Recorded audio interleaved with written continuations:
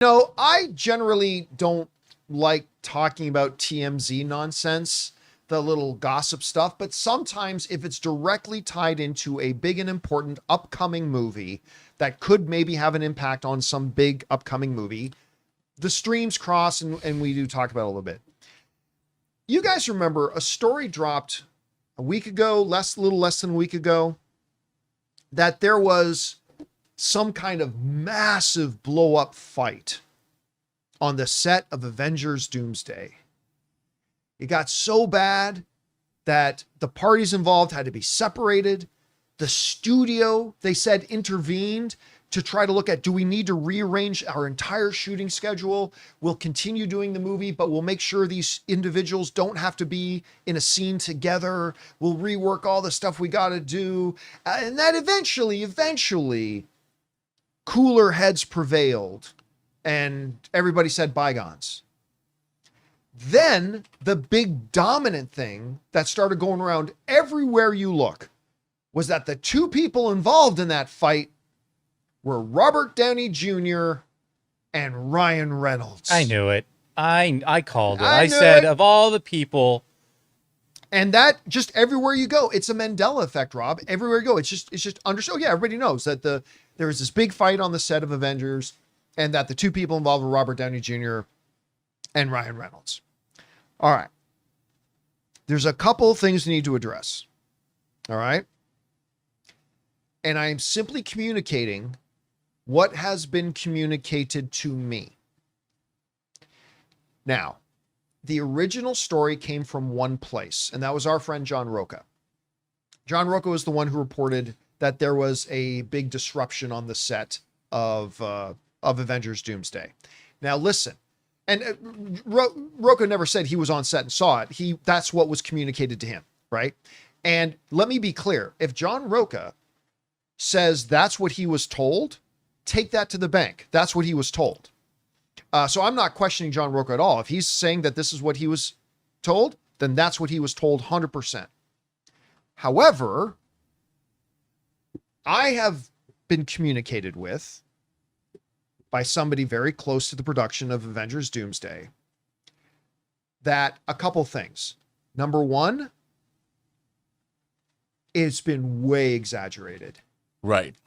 What I was told by somebody, again, very closely connected to the production of this movie, was that there was a momentary bit of tension on set and was immediately settled.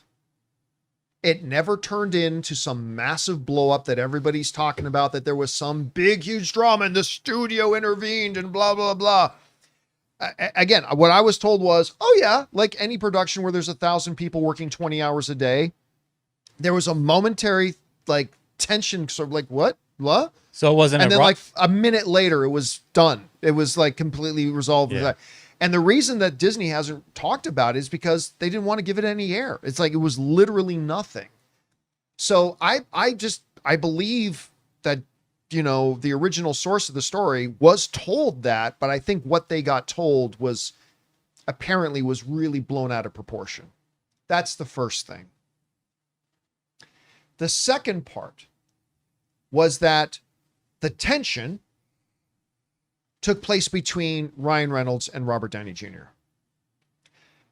As I told you guys the other day, this came up because somebody asked a question. So this wasn't one of our topics, but somebody asked the question on the show and I said, guys, I can already tell you right now, Ryan Reynolds hasn't even been on the set of Avengers Doomsday. I'm not saying he hasn't since. I'm not saying he never will. I'm not saying he will either. But I can tell you that as of the time that this incident happened, I can tell you that Ryan Reynolds had never been on the set of Avengers Doomsday. So this whole thing about there was some big blow up between Robert Downey Jr. and Ryan Reynolds is clearly fraudulent. It's not true at all. Following that up, People magazine is also now reporting this. They're reporting, yeah, we can tell you that Robert, this is what People magazine is saying, and I alluded to this the other day myself, but People magazine is now backing it up. They're reporting that Robert Downey Jr. and Ryan Reynolds have never met in person. They've never met in person. I think the only public exchange I've been able to see, I'm not saying there isn't more, I'm saying the only one I've been able to find, was that back when Ryan Reynolds and Robert Downey Jr. were in the Russo brothers fantasy football league, Robert Downey Jr. at one point said to Ryan Reynolds on a public social media thing, "Bite me," to which Ryan Reynolds responded with a video of him having a Robert Downey Jr. Sherlock Holmes cookie and eating it.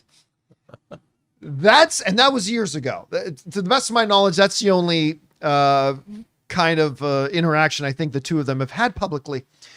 So once again, this is a great example, Rob, of if it bleeds, it leads, right? Of things getting, when something's negative, it'll spread like wildfire. And again, I'm not saying there won't, I don't know if Doomsday is going to be any good. I don't know this, that, or the other thing, but I do know, and what I can tell you is that the report of the big blow up on the set of the Avengers has been way over exaggerated. That's what's communicated to me. And secondly, it was absolutely, whatever tensions there were between a couple of people on the set, was absolutely not Robert Downey Jr. and Ryan Reynolds, because the two of them have never met, and Ryan Reynolds has never even been on the set of Doomsday as of when that happened. So anyway, again, Rob, if this was a story about how two people met on the set of Doomsday and became instant best friends, it wouldn't have spread like wildfire over the internet. No, because everybody likes negative stories. But hey guys, John here. If you're dying for the next batch of Wednesday Season 2 to drop on Netflix, then I'll let you in on a secret. The Wednesday Season 2 official WoCast is already here. Prepare to dive deeper into the mysteries of Wednesday with the ultimate companion video podcast. Join the frightfully funny Caitlin Riley, along with her producer, Thing, as she sits down with the marvelous cast and crew. Together, they'll unravel shocking twists, dissect the dynamics lurking beneath, unearth the deep Addams Family lore, and answer all of your lingering questions that simply refuse to stay buried. Guests include Emma Myers, Joy Sunday, Steve Buscemi, Fred Armiston, Catherine Zeta-Jones, and of course, Jenna Ortega. With 8 delightfully dark episodes to devour, you'll be drawn deeper into the haunting halls of Nevermore Academy than ever before. But be careful, you know where curiosity often leads. The Wednesday Season 2 official WoCast is available now in audio and video on todoom.com, Apple Podcasts, Spotify, YouTube, or wherever you find your podcasts. You've been warned. Anyway, you see this, hear this. Well, what have you been hearing? Or there's that other story about how there was somebody else in the Doom suit, and Robert Downey Jr. wanted to he wasn't in the suit, but he saw footage and he wanted to reshoot that stuff, so they have to reshoot 3 weeks worth of material. I'm like, I don't believe that either. Yeah, no, that's. I just don't believe, because the thing is, that's not how movies. You don't allow 3 weeks of shooting to happen and then go back and I don't like the way it looked. You would look at the dailies of day one in the edit bay, and now with digital footage, I just don't believe any of this mishigas that you hear, because especially on a movie like this where so much money is at stake. I mean, there's got to be. It's kind of like. Do you remember back in the olden times when Jimmy C was making Titanic? There was all this horrible press. And a lot of it, I remember that. It was so difficult to make that movie. And it was a very expensive movie at the time. Hugely expensive, but there was all, and look, Jimmy C, we know, he likes things done his way. Life's abyss and then you dive. All that kind of stuff, I get it. But there's always, on large productions like this, I can't imagine. This movie has got to be like directing. It's got to be like Herding Cats. Oh, when you get all of these personalities on set, I can't even imagine if the Russo brothers get one shot off. I was doing the documentary for The Usual Suspects, and you can see online the 5 suspects when they were shooting the lineup. Right. It's a very famous story, but it's very true because I saw all the footage when they couldn't keep. It was supposed to be a very serious thing. Give me the keys, and there was the keys, and they didn't get a shot off. They couldn't. They were trying to make.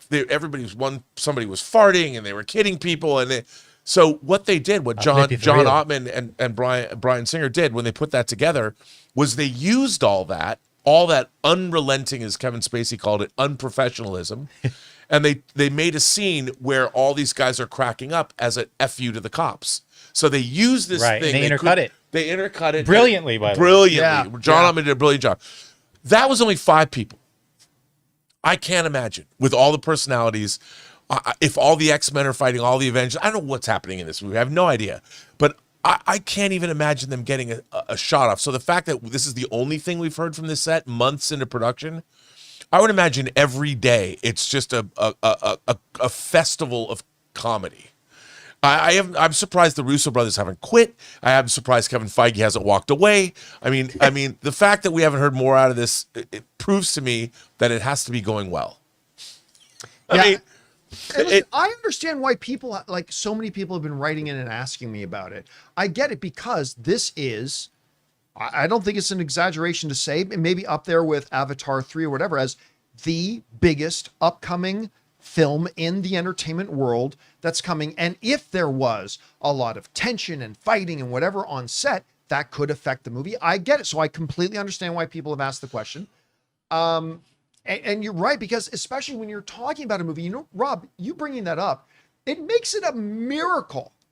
The fact that we've never heard about any discord or whatever on sets of like Captain America, Civil War, or Avengers, Infinity War, or whatever. Like when you're talking about the sheer number of people, the sheer number of personalities, dare we say, if you're going to be an actor in this business, you got to have a certain degree of ego. So the number of egos on these sets and stuff like that, the fact that they seem to have gone as smoothly as possible is kind of remarkable. Well, also, we're talking, is this going to be, so Fantastic Four was the 37th MCU movie.